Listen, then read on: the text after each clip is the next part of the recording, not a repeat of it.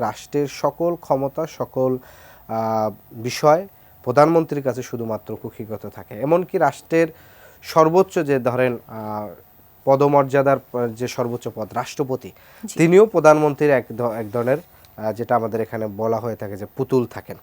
ফলে এই যে কাঠামোর সাংগঠনিক যে কাঠামোটা আছে, সাংবিধানিক যে কাঠামো আছে, দেখেন সেই কাঠামোর মাধ্যমে এখানকার একটা ফ্যাসিবাদী বীজ কিন্তু রয়ে গেছে। সে বীজের মাধ্যমেই পরবর্তীতে হচ্ছে যারা ক্ষমতায় আসে তারা কিন্তু আপনার ফ্যাসিবাদী হওয়ার পদ্ধতিগুলোকে আরও তারা সামনে বিস্তৃত করতে পারে। এখন দেখেন আপনি গত 16 বছর ধরে ভাইরা আরও বেশি বলতে পারবে, তারা অনেক বেশি নির্যাতিত হয়েছে।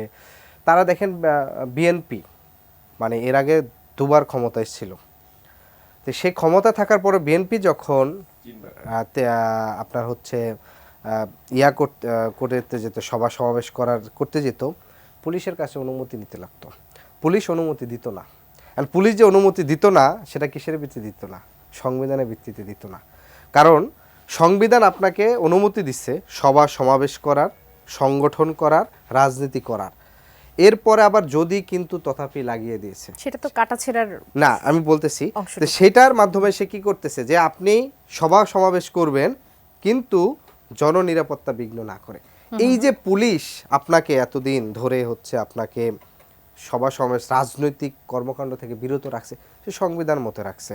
আমরা কি দেখেছি যে 2014 সালের নির্বাচন বিএনপি সহ সবগুলো দল হচ্ছে বয়কট করছে।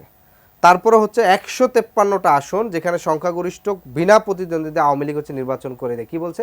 সাংবিধানিক ধারাবাহিকতা রক্ষা করা হবে। 18 সাল বলেন, 24 সাল বলেন, এই যে সাংবিধানিক ধারাবাহিকতা রক্ষা করা, সংবিধানকে বারবার হচ্ছে কাটাছেঁড়া করা, এই সংবিধানের মাধ্যমেই কিন্তু এগুলো সবকিছুই সংবিধান মতোই হয়েছে। লিলি হালাল বিউটি সোপ, বিএসটিআই কর্তৃক সনদপ্রাপ্ত দেশের প্রথম হালাল বিউটি সোপ, দীপ্তিময় উজ্জ্বল ত্বকের জন্য। ফলে যখন জনগণ দেখছে যে তার এই সংবিধানের দোহাই দেওয়া বা সংবিধানের মাধ্যমে নিয়মতান্ত্রিক প্রক্রিয়ায় কোনোভাবে ক্ষমতা হস্তান্তর করা শান্তিপূর্ণ পদ্ধতি তৈরি করা যায় না, তখনই কিন্তু বাংলাদেশের একেবারে সকল শ্রেণী পেশার মানুষ, শিক্ষক, শিক্ষার্থী, কর্মচারী বলেন, রাস্তার কৃষক কৃষক থেকে শুরু করে আপনার হচ্ছে শ্রমিক মানে রিক্সা চালক থেকে শুরু করে প্রত্যেকে রাজপথে নেমে আসে এবং শিশুরা ঘরের থেকে এসেছে।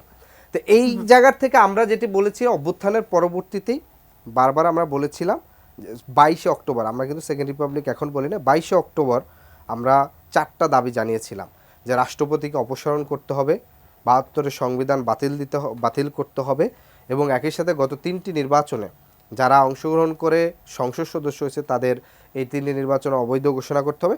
এরকম 4টা দাবিতে আমরা কিন্তু সংবাদ সম্মেলন করে পরবর্তী বিভিন্ন রাজনৈতিক দলগুলোর সাথে বসেছি। তো এখন আমার বিষয় হচ্ছে যে আমরা যেটা মনে করি যে মুক্তিযুদ্ধের যে মূল আকাঙ্ক্ষা ছিল সাম্য, মানবিক মর্যাদা, সামাজিক সুবিচার এবং অর্থনৈতিক মুক্তি, সেই মুক্তিযুদ্ধের আকাঙ্ক্ষাকে 72-এর সংবিধানের মাধ্যমে সেটাকে প্রত্যাখ্যান করা হয়েছে এবং মুক্তিযুদ্ধের আকাঙ্ক্ষাকে এক ধরনের দমন করা হয়েছে।